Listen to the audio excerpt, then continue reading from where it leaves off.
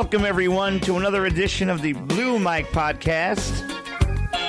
Recorded live in New York City. Today we're in Soho, south of Houston Street. I am extremely excited about today's guest. With 16 number one dance hits, 22 top 5 Billboard dance hits, Billboard Magazine number 3 greatest dance artist of the decade, Billboard Magazine 2016 8th greatest dance artist of all time. And I'm talking about my friend, Kristine W. She'll be with us via telephone from Las Vegas. I'm going to be playing some of my favorite tunes from Kristine. I'm going to have some great conversation. Stick around, but in the meantime, here's one of my favorite Kristine W songs entitled Walk Away.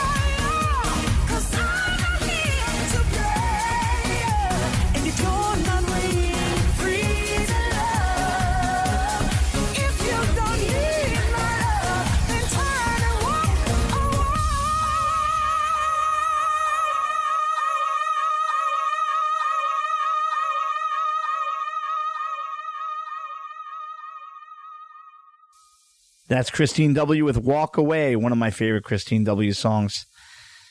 Well, before we have Kristine, via telephone from Las Vegas. I'm going to play one more of my favorite Kristine W songs. It's called Love is the Look.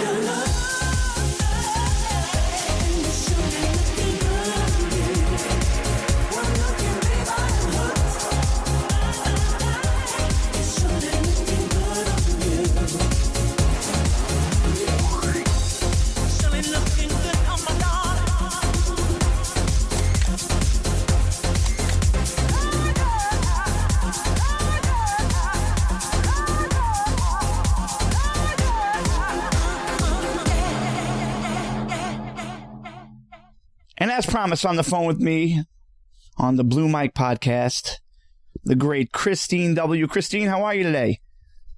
Good, baby. How are you, Jojo? Great, great. Enjoying the weather there in Vegas, I'm sure. Oh, we got some nice sunshine today. It's fabulous. Now, Kristine, I know you got your humble beginnings at the Hilton in Las Vegas. I remember they used to have that little lounge where I first saw you. I used to come and see you all the time with your band. Oh, yes. Mm-hmm. I started out doing, in the old lounge, I started out doing like 5 45-minute shows a night. It was absolutely, I was going to UNLV. I was going to college and doing, that many shows a night. And it was so hard. It was just, you had to really be a soldier, and then gradually I got a following, like a really big following. And, the more popular you got, the less shows that you had to do. So it was, because you were selling enough cocktails that they're like, you only have to do 3 shows now. You know what I mean? Right. And then finally it was like I did 2, 90-minute shows a night before they sold, I think they sold into Weston or something like that. And we had hit records, and I think we moved over to MGM. That's right. We moved over to the MGM and did a couple of years at Studio 54, which was a total blast. But then we started touring with the songs because the dance started getting a lot of dance hits. So started touring clubs and doing events and things like that. So yeah, but boy, you learn a lot because you're performing 6 nights a week. And when you first started out here, you had to do so many shows a night. It was like, like I said, 5 45-minute shows a night. You got a 15-minute break, and you get real good real fast, or you get fired. Yeah, I remember. Right? I remember you were one of the first acts I seen in Las Vegas, and you had this killer band, and it was at that time in that little lounge, I think it was, with that little railing that led up to the. You know what I'm talking about? Yeah, at the Las Vegas Hilton. Yeah, it was a small lounge. That was the room that was the lounge. It was like 200 seater, like a 200 seater. And then they bulldozed that and they did a 500 seater. So we did 2 shows a night in the 500 seater. It's got a night, they built it for me. It was called the Nightclub. And, it, had, 2 stories, and it's still there. I think they call it something else now, but, that's a great room, a really great room. And I got to be part of designing it. So that was fun. And then when you were there, I remember that's when Prescott was with you and from Brian McKnight's band. Yeah. Yeah. So a lot of really amazing talent, came through, that show. It was called Kristine W Come See the Music. And we had 5 musicians, 3 backup singers, 6 dancers. We had a stage manager. It was a great show. It was quite a production. And, there was really no special effects. It was just pure talent. It was just like insane dancers. And, we had costuming, but, we didn't have a lot of money to do Cirque du Soleil costuming, sure. Like expensive costuming. It was just basically just raw, amazing. Yeah. When I first watched you, it was Kristine W and the Sting, wasn't it? That was my college band. Mm-hmm. Right. And then you had that was at the build at the Hilton for a while, wasn't it? Well, that was that's what it was in the smaller room. And yeah. When it went to the big room, it was Kristine W. And Kristine W Come See the Music, because it was like a live music video. We would do like my dance hits, and then we would do the current hits, and we would do our own interpretation of them, and we do different remixes, And for those of you who live in a cave, Christina is one of the top dance artists of all time. And we're number 8. Do you believe it? Number 8. I saw that. Dance artist. That was crazy, right? Yes, that's amazing, and it's well deserved, my friend. We just soldiered right on, didn't we? Just keep soldiering on and doing what you love, and then I cried my eyes out when that was like last month, wasn't it? That Billboard named that. I think it was last month, or it was just recently, and I just I don't know. It was just dawned on me, all the work hit me, okay, gosh, all the shows, all the songs I've written, all the people I've worked with, just everything. It just was overwhelming. It was just one of those milestone epiphany moments. And then when Donna Summer was the number 6, she was my idol, and she inspired me to do dance music, and just all of it just really hit me. So I spent the whole day just crying the whole day. It was crazy. It's quite an achievement. And although I knew the musicians in your band, I really didn't know you back then. So let's tell them this story. I was in Palm Springs, and I was playing at a place called Oscars outside, and Christine, I keep calling you Christina. Christine was having dinner with her son inside. And she came out and says, "Hey, can I sing a song?" And I said, "Yeah." And then the song was over, and she said, "What's your name?" And she said, "Kristine W." I said, "Oh my God, I know you." You don't know me. My hair is blonde now, right? You don't know me, but I used to watch you constantly. I'd go to that lounge to watch your band, and I was with Diane Diaz at one point, when you were probably in the big room. And then I knew everybody in your band, Tommy Cameron and who I had on the road with me for a while, and Prescott and those guys. Yeah, I know. Those guys are stellar musicians. Did you have Nate with you at one point too, or no? Which one? Nate. I'm sure. Wigfield, I think his name is. Was he a bass player or a guitar player? Guitar player. I know him and Prescott were both with Brian McKnight for a while, and I thought he was with you, but I guess I'm wrong. But I remember there was a guitar player. Was there a guitar player after Tommy? Was his name Ricky? Ricky Rohr was before Tommy. Oh, before Tommy. Tommy stayed with us until, I think he stayed with us through the Hilton, and then we had another fellow over at Studio 54. It'll dawn on me. It'll hit me. Long story short was I couldn't believe it was you. I was so excited. I was telling everybody, I know her. I used to see her all the time, and now she's a huge dance star. And then I ended up playing a gig with you at the museum. I was in town to do a show, and over at that amazing hotel, gorgeous hotel there. And I've done a lot of shows in Palm Springs, it's such a fun place. I just adore it. And my son and I were eating there, and he goes, "I dare you to go up and sing with that guitar player." And I was like, "I just love his voice; it's so cool." And I was like, "You dare me?" And then that's when I went up there and started harmonizing with you. That was great. And when you told me your name afterwards, I almost hit the roof. I was like, "You're kidding." It was like that part in Elf where he goes, "Santa, I know him." Yeah, we did Ain't Nobody, remember? And yes. There was like, what is happening? We got quite a crowd going there. It was awesome. So to get back on track, Kristine, what do you got going on? You got a new one out, right?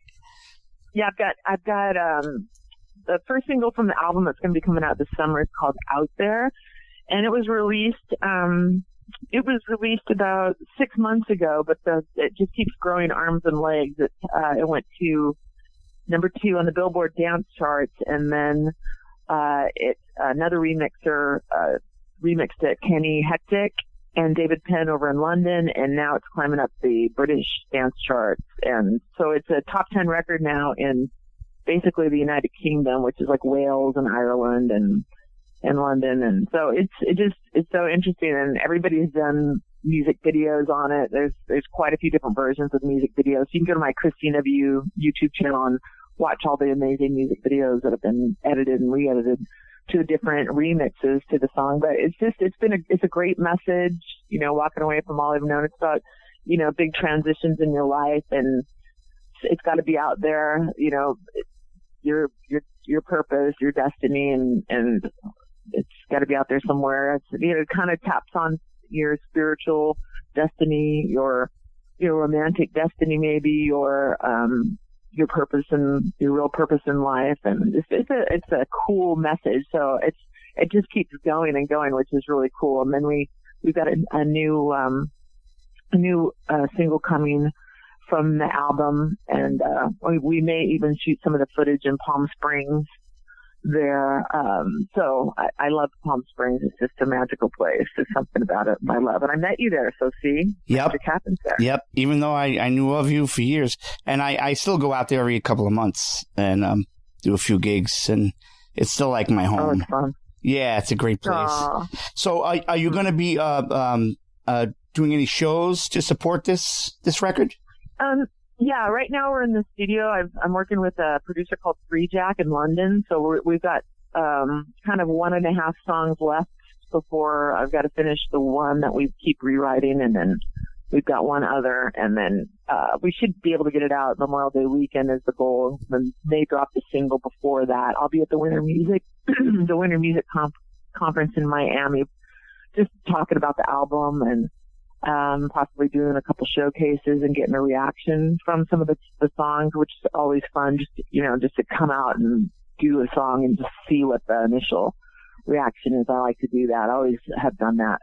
Even in Vegas, I would try out new material on the audience is just because you can kind of tell if a record's gonna make it, you know, if it translates on a live audience. You know, there's nothing like a live audience to get an immediate reaction. So I've always been really keen on that. So, so that we're going to shoot the music video for the next single, I believe, in Palm Springs, and some of the footage, some of it here. I'll be in Connecticut, for the 40th anniversary of, a really popular club there called the Shea. So I'll be in Hartford, Connecticut on April 8th, but I'll be in Miami in a couple of weeks, and, I'll be playing some clubs down there. I'm definitely going to be at the iHeartRadio party. I'll be at the Nexus Radio party. They're big supporters of my music, both those stations. KTU in New York. I love those guys. So they're throwing a party there, and so I'll be popping and singing at a bunch of these things just to get some feedback, you know. When did you realize that you were doing so great in the clubs? Coming from the Vegas scene, and did you have one particular hit that pushed you over the top, and then you were like, "Wow, this is really blowing up"? I was going back and forth between London. I was living in Islington, and I was living in Vegas, basically. And I would go back and forth. I would take like 2 weeks off, and let, you know, the band would go do other gigs, and the musicians, I'd say, okay, I got to take 2 weeks off. I'm out of here. And I did that for probably 3 years, working on the Land of the Living album, and through that course, my first dance album was born. And Feel What You Want took off like a rocket, and it started off in the underground being this ginormous hit, and then it came across to the United States, to New York, and blew up in New York in the underground clubs, and then started, you know, it's just grown arms and legs. And so it's one of those songs that has become a dance anthem, an iconic dance anthem. So it gets played to this day everywhere. It's just a house music anthem. And, you know, it was probably one of the first times that like an organ patch was used in house music.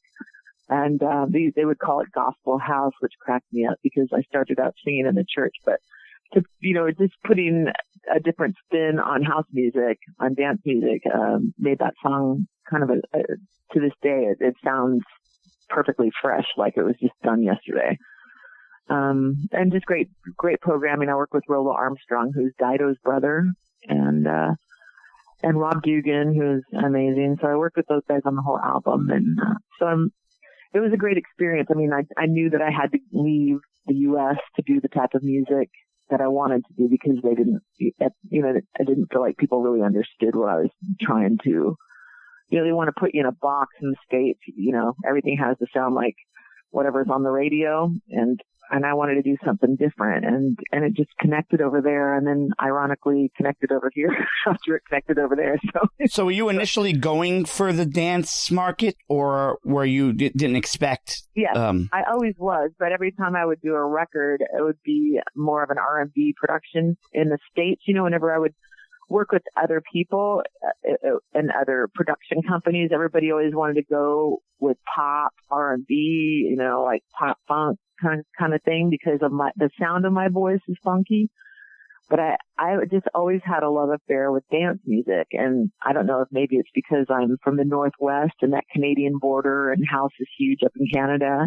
That's more of a European thing. But I just always I'd like to put the funk in house music. I love that marriage of 124 BPMs of the funky, and the energy of dance is addicting to me.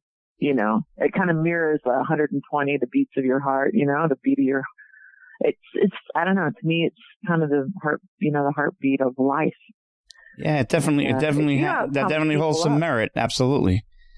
Yeah. So, you think about it, you get up in the morning and your heart's beating at 120, if you go halftime, that's a ballad, it's 60.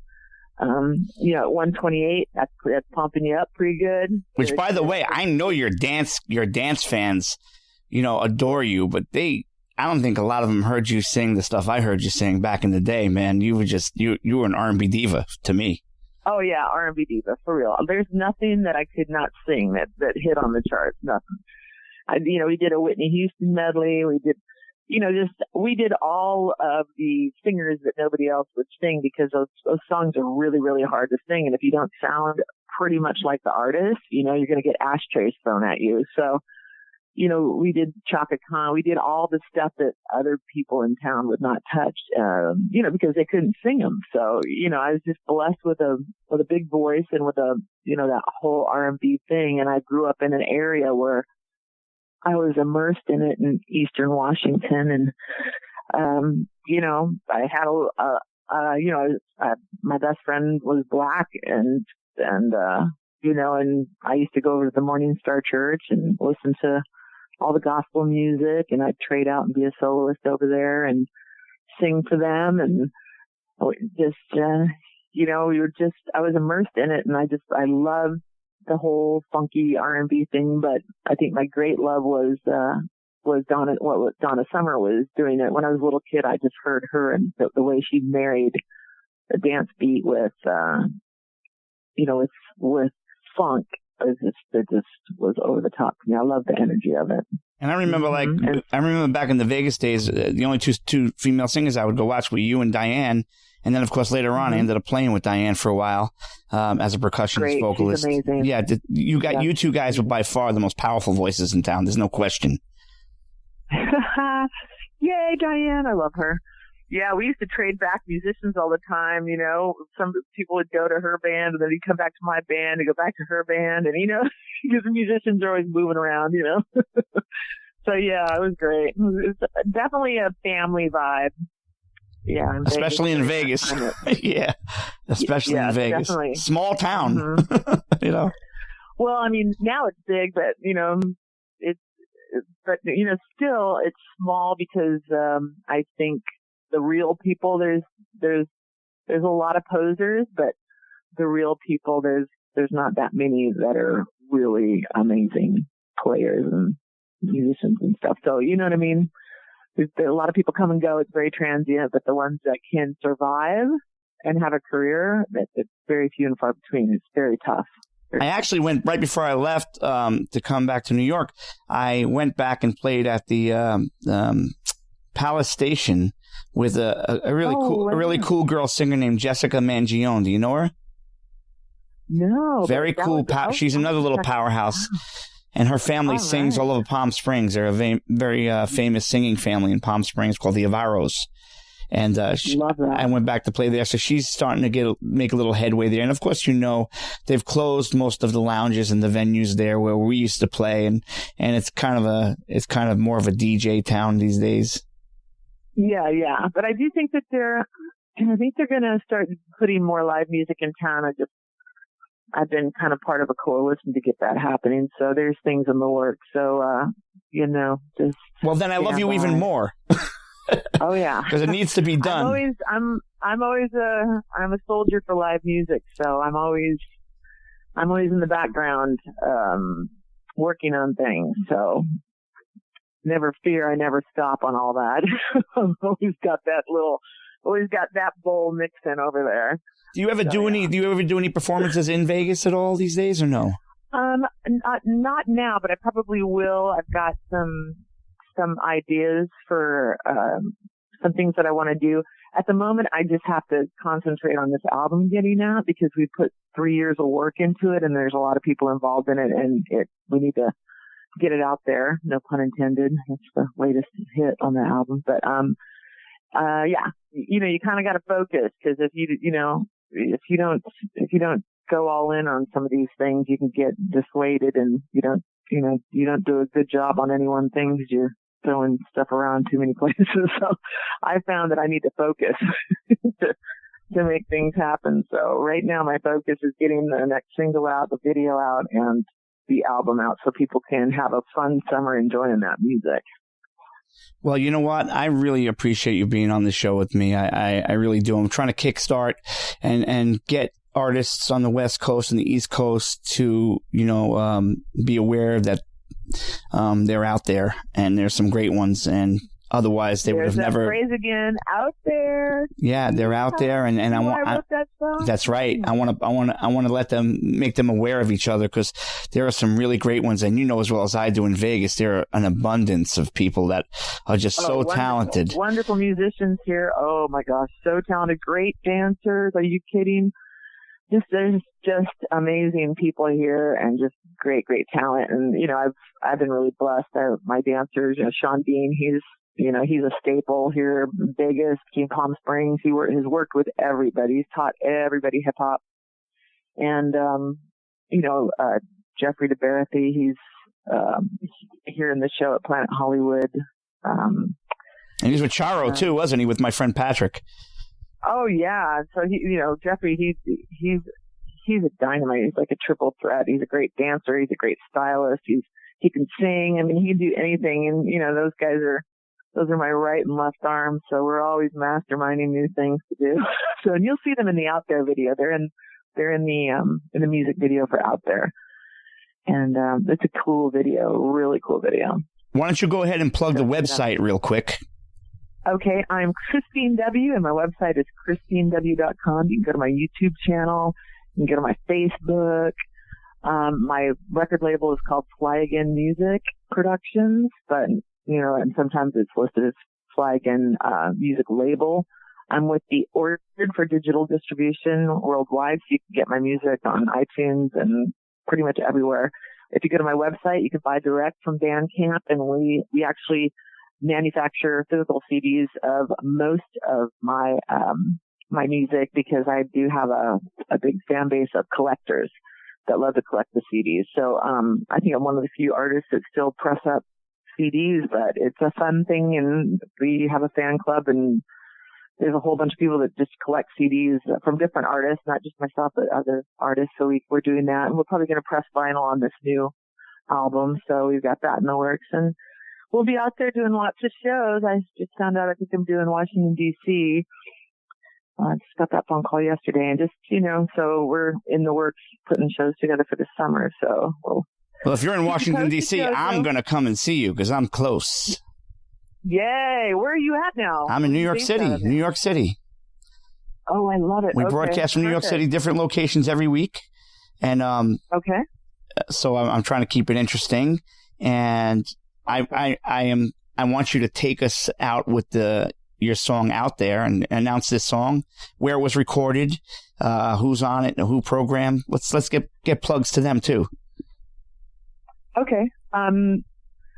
This is my song Out There, and it's a Billboard hit. It's currently number 10 in the club charts and the mainstream charts over in London and in the whole European area there, Ireland, Wales, London, up into Liverpool. So it's I'm very proud of it, and it was produced by Hans Milan, who works with Tiesto, and DJ Caspa, who also works with Tiesto, and there's mixes by Giuseppe D and DJ Q and Chico, Dirty White Boy, he's from East Coast too. David Penn, Kenny Hectic's mix is blowing up over in Europe right now, so is David Penn's, and there's many others. So, but anyway, this is a song about getting out there and finding what makes you, what fuels your spirit.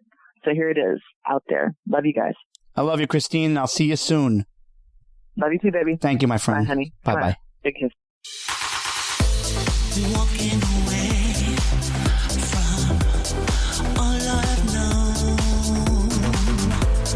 wind in my hair on this winding road,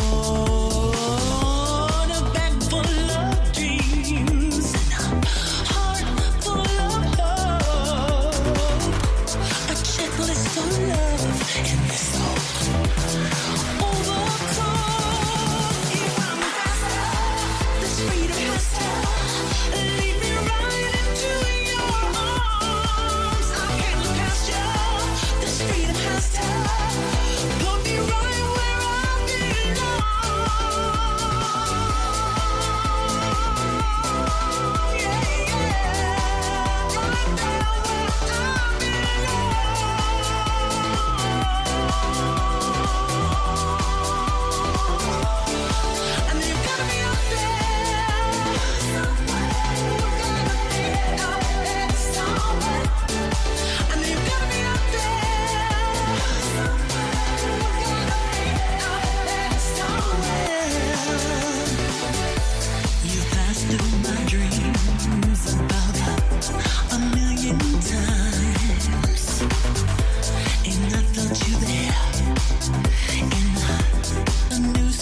tries.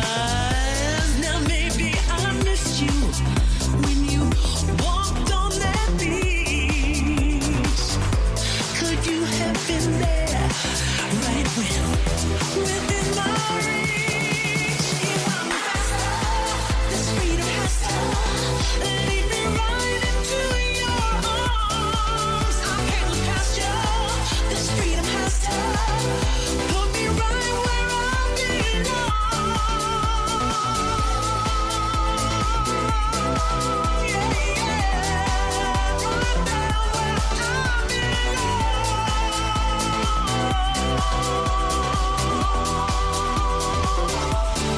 And you gotta be up there somewhere. And you gotta be up there somewhere. I want you here right now. Oh, you gotta be up there.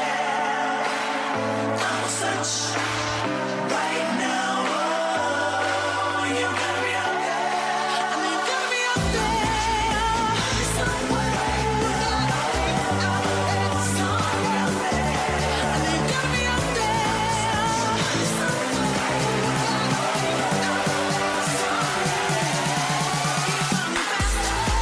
this freedom has to lead me right into your arms. I can't look past you. This freedom has to put me right where I belong. Yeah, right there where I belong.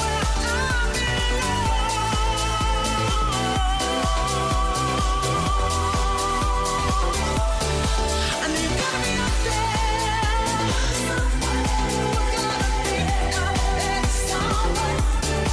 And you gotta be up there somewhere.